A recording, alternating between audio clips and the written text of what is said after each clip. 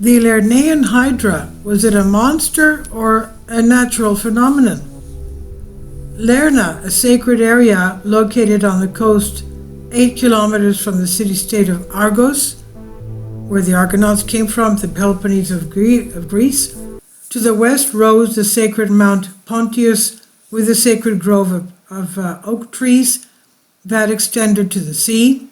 The natural borders of the groves were on the one side the Pontinus River, while on the other side a small river formed by the waters of the Aminon spring.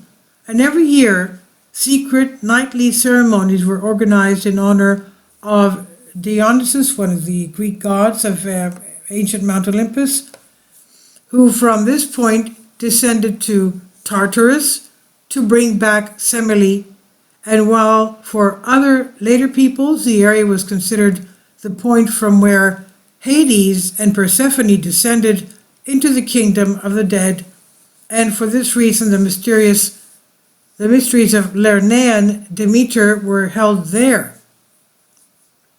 This sacred area was once terrorized by a hydra. This is what we see here.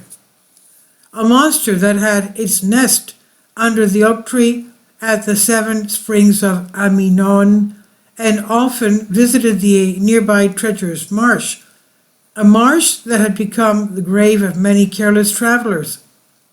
The monster had a huge body, snake-shaped or dog-shaped, and it had an immortal head and 7 or more heads on it. And it was so poisonous that even its breath and the smell of its footprints were capable of destroying everything around.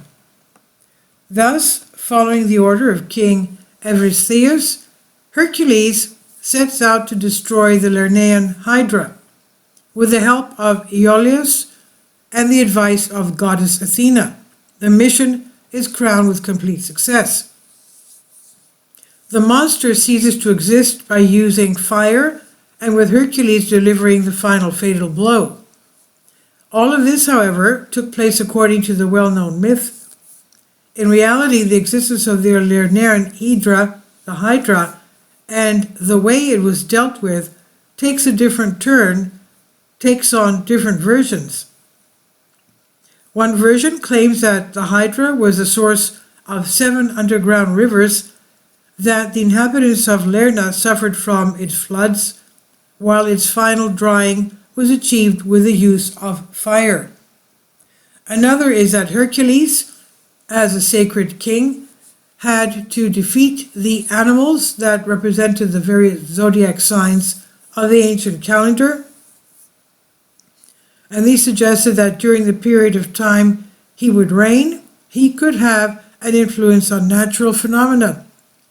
And in addition, there is that of the remembrance of a historical event, an attempt to abolish the rights of Lerna, where in the sacred grove of the oak trees, which was eventually burned down.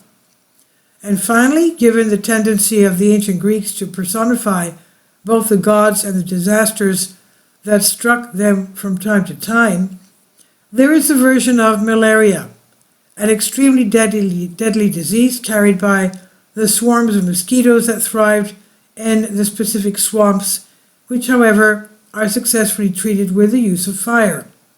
And in conclusion, although the last version is highly demystifying, the demigod hero Hercules loses none of its eternal brilliance.